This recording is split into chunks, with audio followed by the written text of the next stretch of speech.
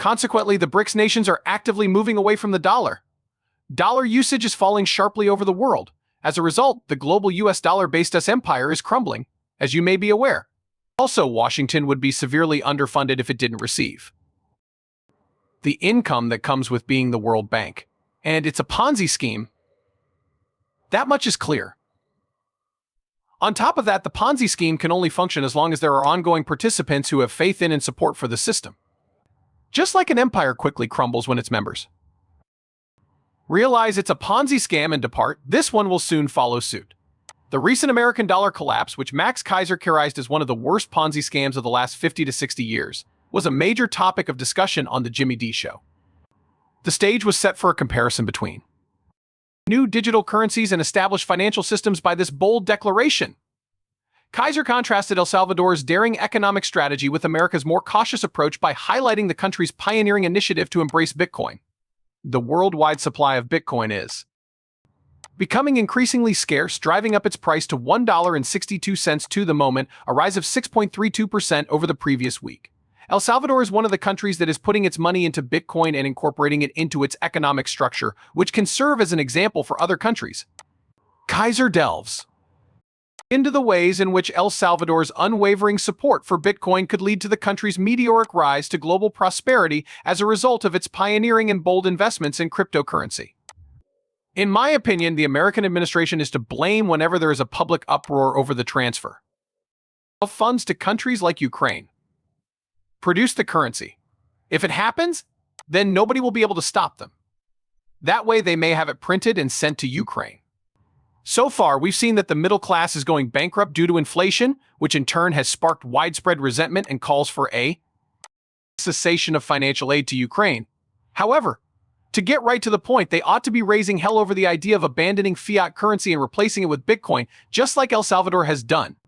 The miracle of El Salvador is available to you as well. Bitcoin operates in a recursive economy. Everything is done in Bitcoin.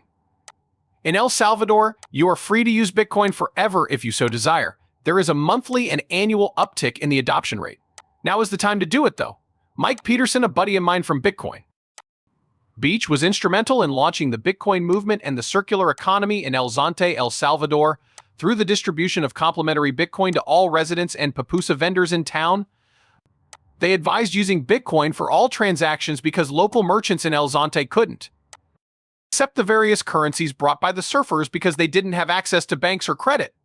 It was a major hassle for these men because they had to go 20 miles to an ATM to try to collect cash. However, according to Bitcoin standards, your origin is irrelevant.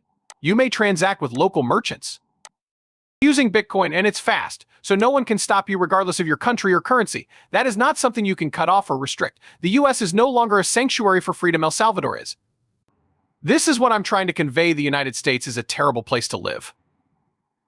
America has fallen to the bottom of the priority list. They have lost their luster and are now just another city on a hill. The United States is now the destination to escape, according to that fucking numb, fentanyl-addicted homeless dude you see in the parking lot. It's done. You won't believe it.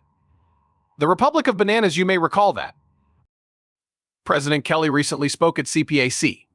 U.S. inflation and the country's recent decision to monetize its own debt were topics he was discussing. Due to a lack of interest from foreign buyers, the United States produces money to cover its national debt. This is known as debt monetization. U.S. citizens 50 years ago would have laughed and said, "You have to buy your own debt," when they saw Central America. You're a republic like a banana. Thus, the president of El Salvador is delivering a speech at CPAC in Washington, D.C., berating the American people for their decision to monetize their own debt.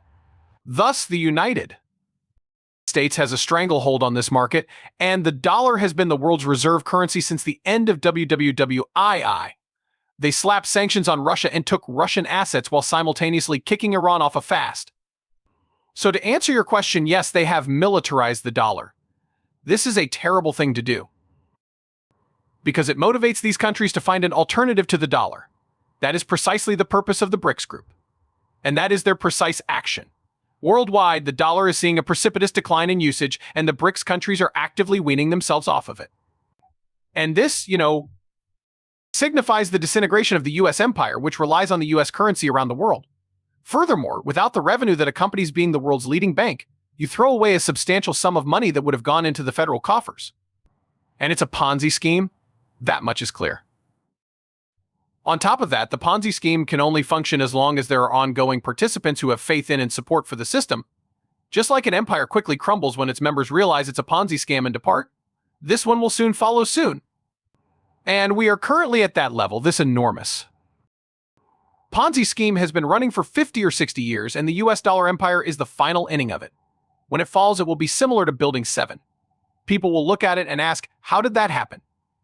Because it will simply be descending freely in its own area. It came on so fast they'll find reasons to cover it up, but it will be heartbreaking anyway.